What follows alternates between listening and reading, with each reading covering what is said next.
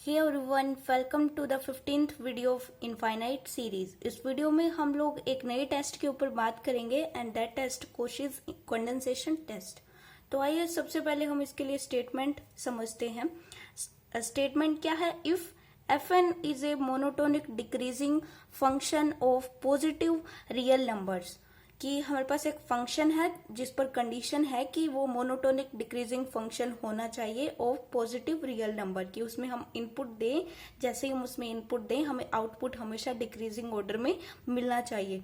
तो ये स्टेटमेंट थोड़ा सा कोशीज इंटीग्रल टेस्ट के स्टेटमेंट जैसा लग रहा है, लेकिन यहाँ पर एक नई बात है कि a be a positive integer और वो भी ग्रेटर देन 1 होना चाहिए। Then the series summation n is equal to 1 to infinity fn, ये जो सीरीज होगी गिवन, इसको हमें चेंज करना है इसमें, कि हमें इस fn में ये जो n है n को रिप्लेस करना है a to the power n से, और a to the power n को इससे मल्टीप्लाई भी करना है। तो ये सीरीज कुछ ऐसी होगी। तो इन दोनों सीरीज में ये बात कॉमन होगी कि जैसे ये सीरीज कन्वर्ज करेगी ये भी सीरीज कन्वर्ज करेगी, अगर ये सीरीज डाइवर्ज करती है तो ये भी सीरीज डाइवर्ज करेगी। मीन्स बोथ सीरीज कन्वर्ज और डाइवर्ज टुगेदर। तो होगा क्या कि हमें गिवन सीरीज दी गई होगी और उसमें हमें देखना है कि क्या उसमें फंक्शन मोनोटोनिक डिक्रीजिंग फंक्शन है। अगर ऐसा होता है तो फिर हम अप्लाई करेंगे Cauchy's condensation test. Basically Cauchy's condensation test तब अप्लाई होता है, आप सीरीज में देख लिया कीजिए जहां पर लोगरिथमिक एक्सप्रेशन आ जाते हैं, तो एक बार आप कोशीज कंडेंसेशन टेस्ट को याद कर सकते हो, तो वहां पर आप अप्लाई कर सकते हो किसमें? लोगरिथमिक एक्सप्रेशंस में। ओके, तो ये जो सीरीज होगी इसको हमें चेंज करना है, a to the power n से मल्टीप्लाई करना है और n को भी रिप्लेस करना है a to the power n से, वेयर a यहाँ पर क्या है? एक पॉजिटिव इंटीजर है ग्रेटर देन 1। तो ये स्टेटमेंट कुछ इस टाइप से है।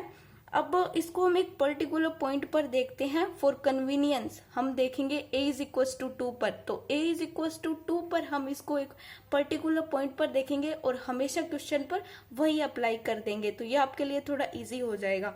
तो हम लोग क्या करने वाले हैं, यहाँ पर a की वैल्यू हमने 2 पुट कर दी, means summation n is equal to 1 to infinity f of n, और summation n is equal to infinity 2 to the power n into f of 2 to the power n converge और diverge together।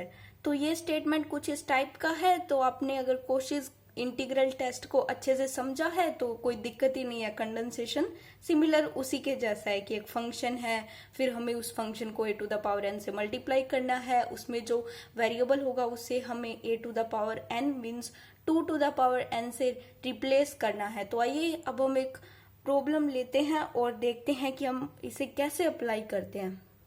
तो ये एक question है हमारे सामने। Show that summation n is equal to 1 to infinity 1 upon n is divergent using Cauchy's condensation test. इस test का use करके हमें कहा है कि बताइए कि ये जो 1 अपॉन n सीरीज है where n is equal to 1 to infinity, ये एक डाइवर्जेंट सीरीज है।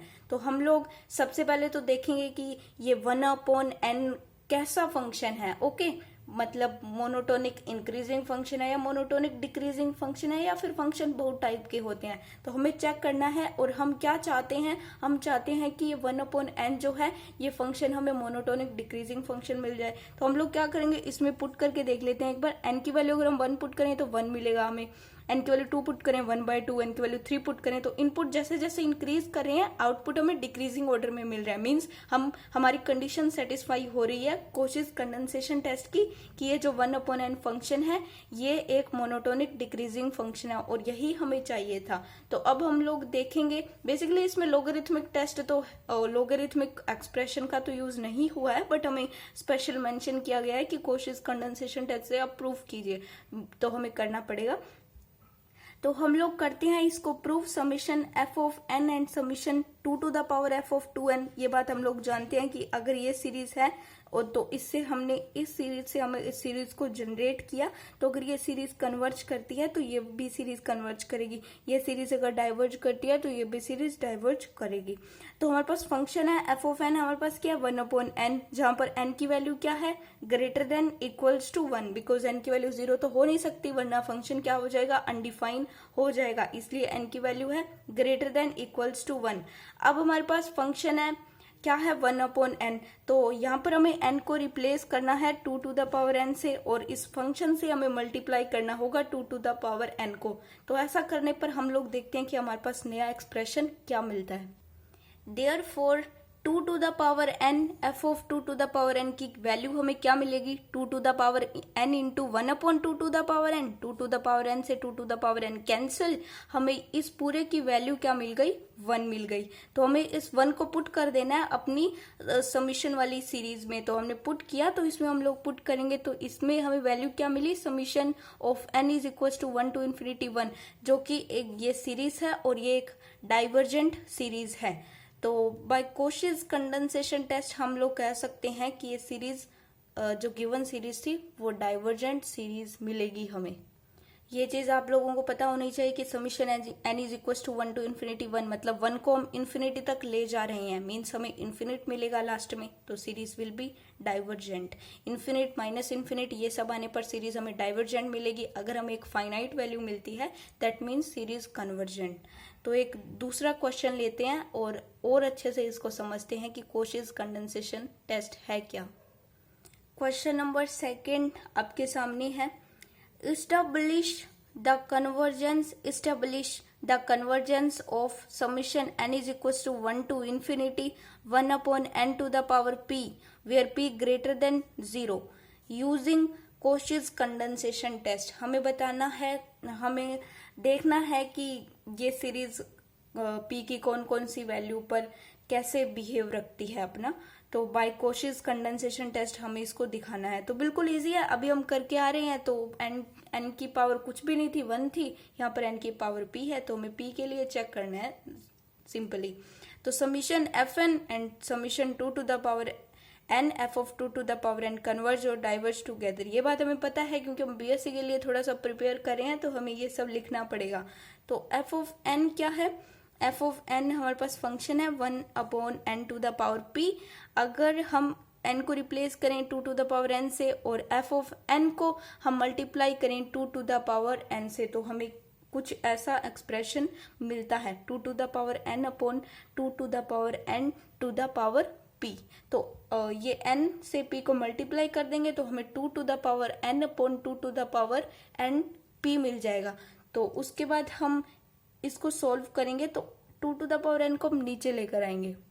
तो यहाँ से आप लोग देखिएगा summation n is equal to 1 to infinity 2 to the power n f of 2 to the power n हमें किस तरह से मिलेगा 2 to the power n into 1/2 to the power n to the power p।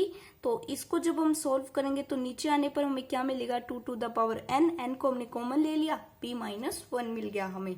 अब ये हमें एक सीरीज मिली जिसको हम इस तरह से लिख सकते हैं। अब ये 1/2 to the power p minus 1/n है, तो इसको हम ऊपर लेके जाएंगे तो ये पावर क्या हो जाएगी माइनस में आ जाएगी।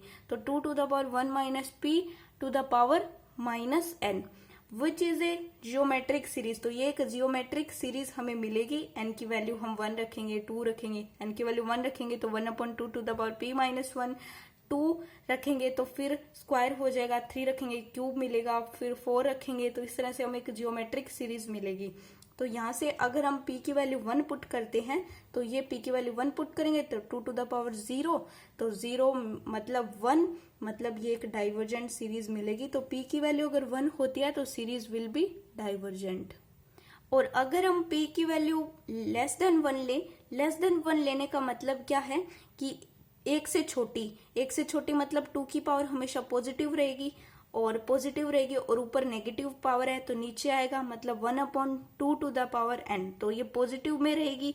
तो summation n is equal to 1 to infinity, sorry यहाँ पर माइनस n नहीं आएगा क्योंकि मैंने पहले ही इसको माइनस आना तो था ऊपर, नेगेटिव ऊपर जाएगा रेसिप्रोकल, तो ऊपर जाएगा तो ऊपर पावर नेगेटिव होगी, लेकिन यहाँ पर p-1 है, लेकिन यहाँ पर 1 - p है, तो मल्टीप्लाई हो गया, माइनस को मैंने मल्टीप्लाई कर दिया तो 1 - p मुझे मिल गया। तो अब आप लोग देखिएगा कि p<1 पर p अगर 1 से छोटा है तो हमें सीरीज फिर से क्या मिलेगी, डाइवर्जेंट मिलेगी, क्योंकि ऊपर ही रहेगा। जब हम इनकी वैल्यू जब हम लिमिट अप्लाई करेंगे तो हमें इनफाइनाइट की ओर जाता हुआ मिलेगा, तो सीरीज विल बी डाइवर्जेंट। और अगर p की वैल्यू 1 से बड़ी रहती है तो 1 से बड़ी रहेगी, तो मतलब ये वाली जो वैल्यू है ये पावर में नेगेटिव हो जाएगी, मतलब इसकी नेगेटिव पावर हो जाएगी, 2 की जो पावर होगी वो नेगेटिव हो जाएगी। तो नेगेटिव होने के लिए हम इसको नीचे लेकर आएंगे, तो नीचे लाने पर अगर हम लिमिट अप्लाई करेंगे तो 1/अनडिफाइंड हमें मिलेगा। तो 1/अनडिफाइंड क्या होता है, 0, जो कि 0 की ओर जाएगा, एंड सीरीज हमें p>1 पर मिल जाएगी, कन्वर्जेंट। तो कंक्लूजन क्या रहा कि series is convergent where p>1 and series is divergent when p<≤1। तो ये था कोशिश कंडेंसेशन टेस्ट, जिसे हमने इस वीडियो में समझा। इसके ऊपर थोड़े से कुछ थ्योरेटिकल प्रॉब्लम्स को भी किए। नेक्स्ट लेक्चर में हम थोड़े से न्यूमेरिकल प्रॉब्लम्स कर लेंगे कोशिश कंडेंसेशन टेस्ट के ऊपर। जैसा कि मैंने आपको बताया कि कोशिश कंडेंसेशन टेस्ट को हम तब अप्लाई करते हैं जब हमें सीरीज में कहीं भी लोगरिथमिक एक्सप्रेशन दिख जाए। तो सबसे पहले हम उस कोशिश कंडेंसेशन टेस्ट को याद करते हैं, बिकॉज ये क्वेश्चन को ईजी कर देता है। तो अभी हमने जो भी किया ये क्या था, बिल्कुल ईजी, लेकिन अगर इन्हें हम राबे टेस्ट ये सब अप्लाई करते, लोगरिथमिक टेस्ट अप्लाई करते, तो कैलकुलेशन बहुत टफ चली जाती है, लेकिन बहुत क्वेश्चन में हम करते भी हैं। लेकिन अगर कोशिश कंडेंसेशन टेस्ट से हो रहा है तो हमें कोई जरूरत नहीं है कि हम राबे टेस्ट अप्लाई करें, रेशो टेस्ट, लोगरिथमिक टेस्ट वगैरह। चलिए फिर नेक्स्ट वीडियो में मिलते हैं, बाय।